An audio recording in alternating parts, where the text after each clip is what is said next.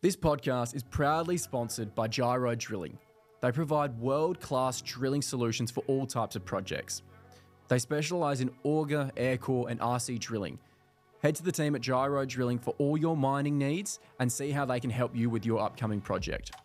Hello, I'm Ben Kostrich and this is the Market Bull Podcast. Joining me today on the show is Mike Spreadborough, the Executive Chairman or Co-Chairman, I should say, of Novo Resources, which is dual listed on the Australian Securities Exchange and the Toronto Stock Exchange. I wanted to say those instead of the acronym in case people didn't know. But yeah, we last spoke just prior to Novo listing on the ASX and a fair bit's happened since then. So welcome back, Mike. Thanks very much, Ben.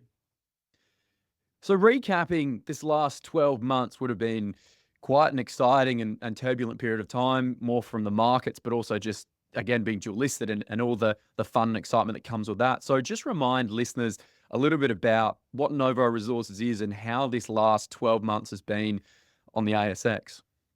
Yeah, so if we go back, Novo has had a long history on the TSX focused on the Pilbara, looking for gold.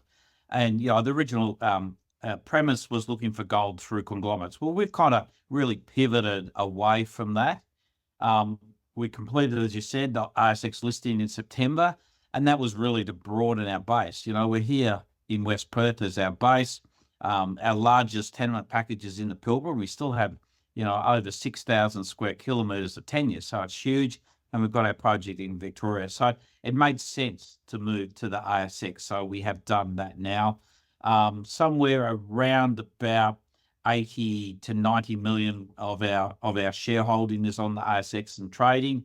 The rest is still remaining on the TSX. So we still see good liquidity on both platforms. It's about the same, just a bit of a different style. The ASX process really kicked off us completing the restructuring of Novo.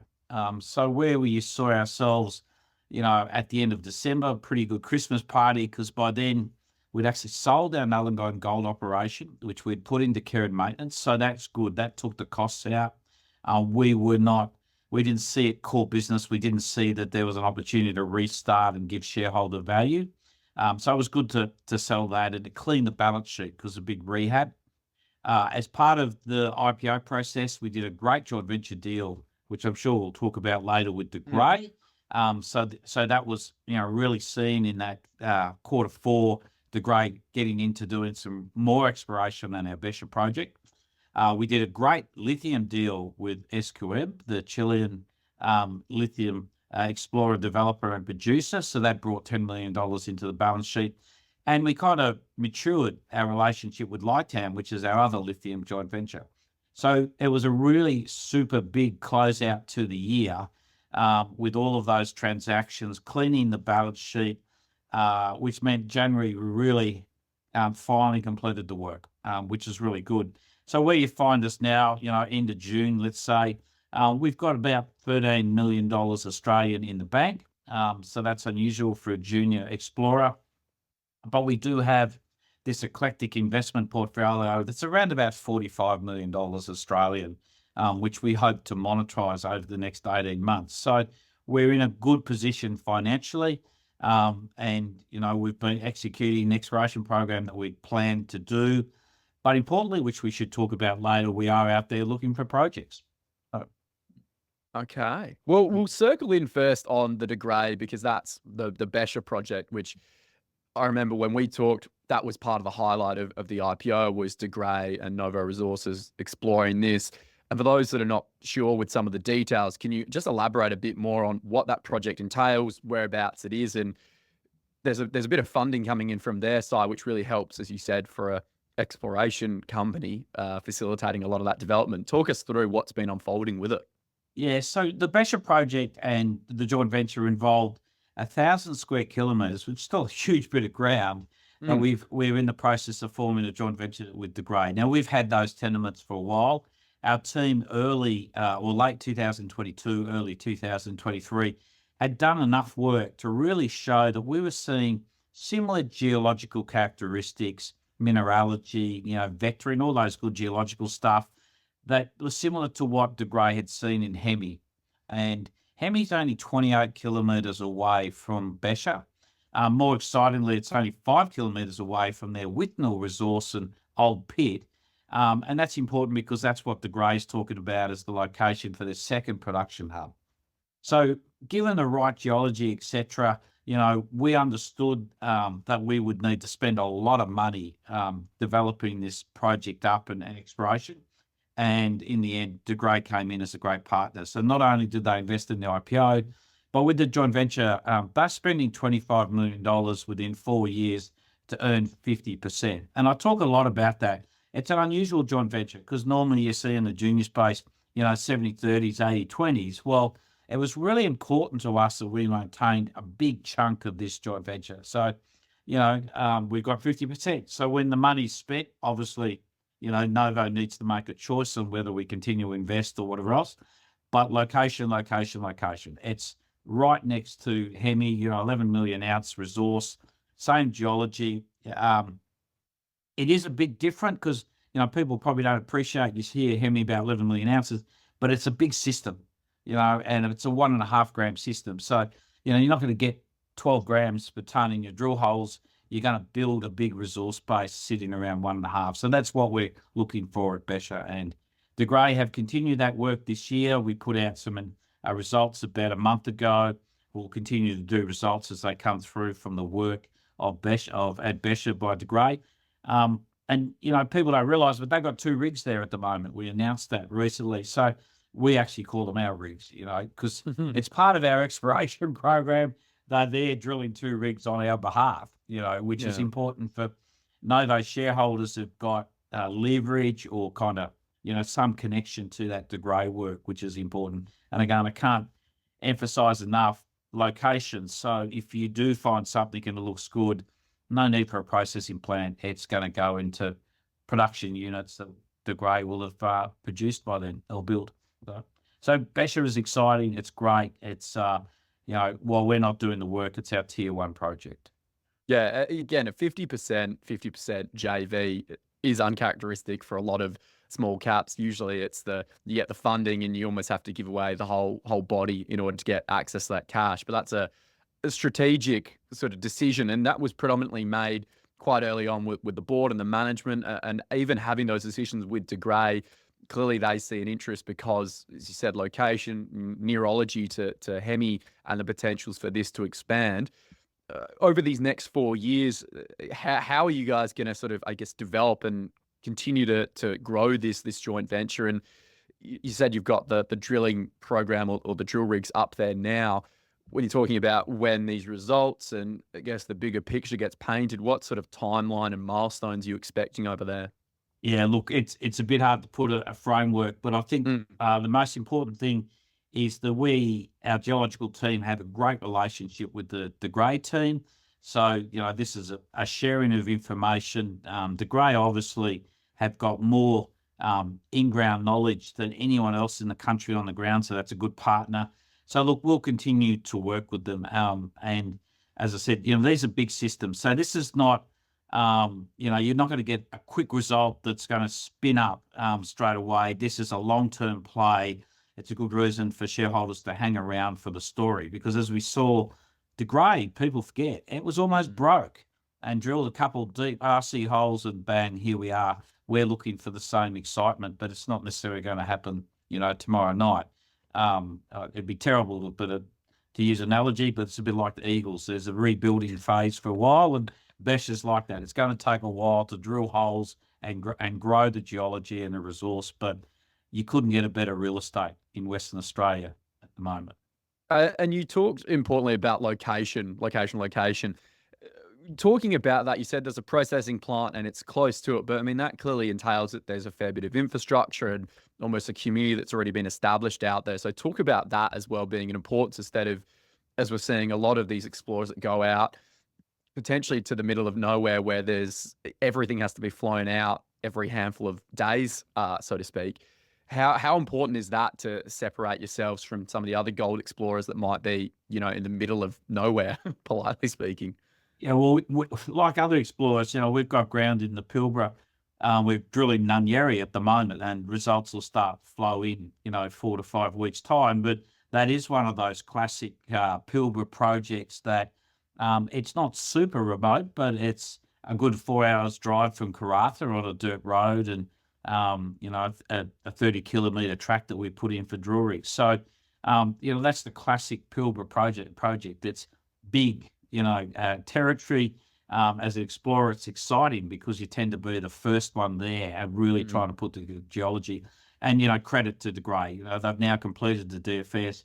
Recent announcements show that they're well and truly funded, and they're starting long lead items. So, we, as the Novo shareholders, will be able to, carry on and be pulled along by that infrastructure, which is great. But, so De Grey's building infrastructure, it is a good location for power, water, etc.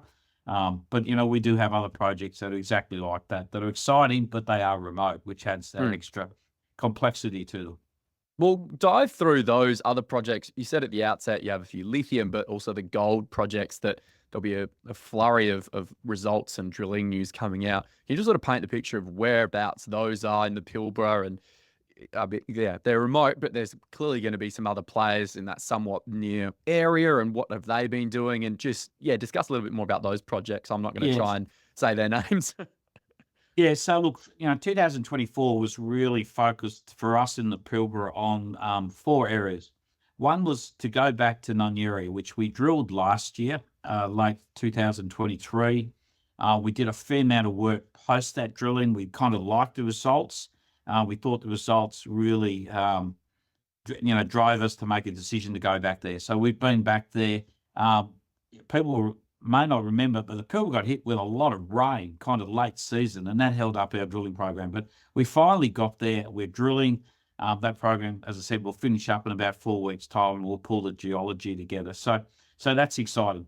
The other 3 projects that people will see us move to, the order may change depending on access, but we're still interested in Balla Balla. If you look on our presentations, Balla Balla is this 80 to 100 kilometres of tenure that we've accumulated along the coastline north of Karratha. And you go, well, gee, that's a bit weird. But it's really focused around the Shoal Shear. And if you look at the pictures, De Grey and the Hemi thing is all based on the Mallina Shear, and the shear zone being the conduit for gold mineralisation and driving the thing. So we're the first group that's ever consolidated the Shoal Shear, and we're looking for the same analogy. So again, it's high risk, high reward. It's using the concept that De Grey had around Mallina, around the Shoal Shear. So people will see us eventually get in and do some work in Balla Balla. And again, first order exploration, high risk, who knows what we'll get. The second area you'll see us talk about is we'll be back in our West Pilbara ground. A couple of years ago, we did some drilling on nickel, and that kind of drove that SQM joint venture. It was around Azura's Andover project. So in that area, we'll go back there and do some more drilling focused on gold and copper in that area. We still believe that area has a potential to spin up some reasonable projects. There was already, resources there with Wandoo, Carlo Castle, etc. So there's a lot of smoke. We still remain excited by it, and we'll do some drilling. Whilst it's not necessarily a pure gold focus, we've always got this interest that if we find other commodities on our tenements, let's see if we can drill some holes and develop value for the shareholders. And then the 4th project that people will see us later in the year drill is we'll actually go back to the East Pilbara, kind of eastern of Marble Bar. We've had some tenements there for a long time, and we'll finally get there and drill some early stage scout drilling to really firm up some targets that we've had for a while. So, for Novo, in terms of the Pilbara, we've kind of got, Becher as a tier 1 project. Tier 2 is Nunyeri. Now, again, results will tell us whether there's something there to go into resource drilling, but enough good results to do second phase. And then at the bottom, we've got a good range of, early stage exploration, which is exciting, So, as I said, we still have over 6,000 square kilometres of tenure in the Pilbara. It still remains an exciting area, pushing up surprises in both base metals, lithium, as people know, but also gold. So it's still an exciting area to be. And then speaking of all these drilling campaigns, does that mean that Novo's sort of advancing with all the discussions with the local communities, and then also the permitting and environmental requirements? Because I know that's a big part of drilling, that if you haven't got some of those sorted in time, then, you're waiting another potentially a few months to get it done. Is that also part of the plan, is that, you may not necessarily have the exact timeline, but all those background tasks still be completed so that if you do go, we're going to spend some money, that's all good to go? Stakeholder engagement's absolutely critical for us, and in our purpose statement, and you'll see on our website, we recognise the 6 different groups of stakeholders. But for us in the Pilbara, given where we work, the key stakeholder all the time is the traditional owners. And, we generally, given our ground, well, we're working with 4. We work with the Namal in the eastern Pilbara, in the west Pilbara, the Garryara, Injibandi and Nulluma. And we have great relationships with them. They're very, very important to us getting access onto the ground. But access is, it's not really access. It's about understanding what is heritage and cultural significance on the ground. And for us, working with them on how we can go about exploring and also, involving them to make sure that we have respect for their ground. And we have good relationships. It's a key focus on our people. And a bit unusually, we've got someone who works full time on that relationship with the traditional owners, and I think it's absolutely key going forwards. And so, being an explorer, when we talk about sustainability, it's really that traditional owner background. But we do still, as an explorer, produce an annual sustainability report. So you'll see our latest report will come out in September. Obviously a bit smaller, but we still talk about the rehabilitation we do after we drill programs. Our water management is important when you drill, and clearly, working with traditional owners and communities remain important. So just because you're a small explorer doesn't mean you should give away the importance of working sustainably with your work. And given the land mass that you guys have got, you're going to be working with a whole variety of different groups. And that's where you said at the beginning that another phase that you guys are considering is other projects and looking around and seeing what else is on the horizon. Talk us through that process and a little bit about how this has sort of come about, because we know that there are a lot of projects that are probably struggling given the conditions, but it opens up opportunities for those that have got a cash balance. And you said it was 13 million in the bank, which presents opportunities. So talk us through what's going through the management minds, decisions. Naturally, you can't tell me exactly what it is because that has to come out to the market, but talk me through some of the processes and thoughts. Yeah, so 2 things is driving our work. We've been in the Pilbara for a long time. People may remember at one stage we had over 14,000 square kilometres of the Pilbara, and that's been our focus for the last 3 years. So, out of that, I would have to say it's been successful. Becher is a success, even though there's not a resource there, and we found targets to keep drilling. But it's now time for us to look at where are the next kind of suite or portfolio of targets that we would like to get into. And again, keeping that focus on gold. We still see gold as a great commodity to go chasing in Australia.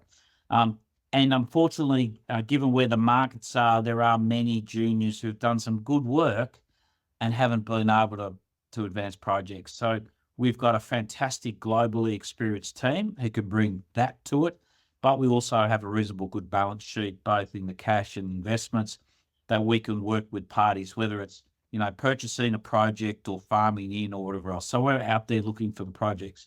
And so, you'll see in Q3, Q4 this year, I think you'll see us do some of those transactions.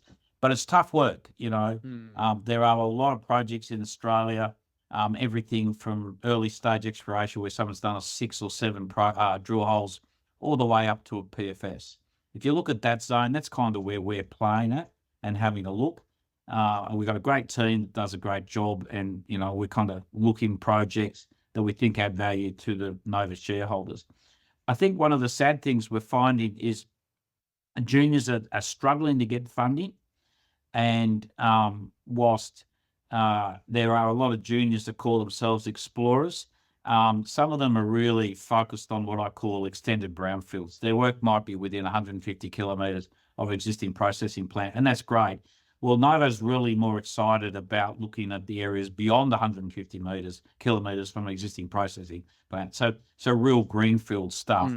Mm. And those projects are few and far between. And I think it's a problem we have in the industry, that there's not enough money going into the ground with greenfields exploration and building up. And that's going to be a problem going forward. So it is a challenge when you kind of think of the mid-tier gold companies. They may be doing a lot of brownfields drilling, or as I call it, extended brownfields, up to 150 kilometre from a processing plant. But are they going to areas where, they've got to build the geology from the ground up, looking for discoveries? So that has a big flow-on impact, I think, going forward. So we would like to really fill that gap. There are some other great companies, explorers, that are doing that. Always talk about Encounter Resources. They're doing a great job in, critical metals, non-gold areas in that area. So we'd like to do some of that in gold. But it is hard work. It's hard to find the funding, because I think there is a little bit of movement away from risk investment in the mine industry or explorers across the board. Yeah, there's really this emergence of, well, what's going to shift, because we hear constantly that resources from, copper, gold, lithium, a whole host of materials are depleting in supplies globally, and that there needs to be new discoveries. And there's this perpetual, as you said, continuation of, well, we'll just keep doing brownfields and then slowly extend the boundaries. But that doesn't bring a massive new world-class discovery online. And that is where greenfield exploration does that. But it's that who's going to bite the bullet first. And if you do find it, that's where it suddenly becomes the next, hot spot that everyone floods to, and the infrastructure comes as well.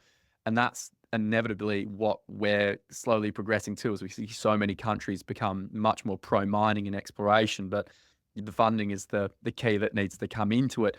You talked just then about the team, having a global team and a global perspective, and we're based in Perth, and you're in West Perth, and you've got parts in Canada, or the exposure to the TSX. Talk us through the team that you've got, who's involved, what experience they've got, and how they contribute to this organism of Novo Resources. Yeah, so we do have a great exploration team that's got international experience. The 3 exploration managers and Kaz DeLuca, who leads them up as GM of exploration, they've all worked overseas. They've all worked in different gold environments, and not just one style, but across the board. And they all will have had exposure to other commodities. So they're able to bring a wealth of knowledge together as we kind of do exploration, but looking for the projects. But, exploration is a multifunctional, discipline. So, we've got, teams that, as I said before, working with the traditional owners on government approvals. Tenement management is huge. We have over 100 tenements. And so managing the tenements and government reporting becomes a key task for us. And for us, data management is really important. So we've got a team that manages all of our exploration data and GIS, and obviously the finance team making sure that we can pay the bills. So, we've got a great exploration team, but we've got a great support group behind it that's making sure we're doing the work safely, working well with stakeholders, and we can achieve our objectives. Exploration is one of those interesting things that sometimes a good result is no result, because I always say to the team, we definitely want to find mineralisation, but it's what decisions we make post our drilling programs. That's the key thing. And you shouldn't be ashamed to say, look, we've done the work, we don't think there's a potential, and walk away. Well, that's a good decision, not to waste shareholders' money. So we've got a team that's very focused on exactly what we're trying to deliver. We're looking for 1 million ounce type projects that have a pathway to deliver, and making those right decisions based on good technical information is what's critical inside of the industry. We all dream of a 10-bagger, and we just keep focusing on that.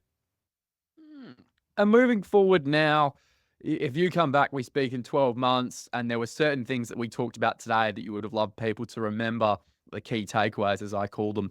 What were some of those key points that we've just encapsulated, or you've encapsulated in this conversation today, that you think would be really important that investors think about? And as you said, long term, just remember that this is that, again, growth strategy, not just overnight success sort of a story.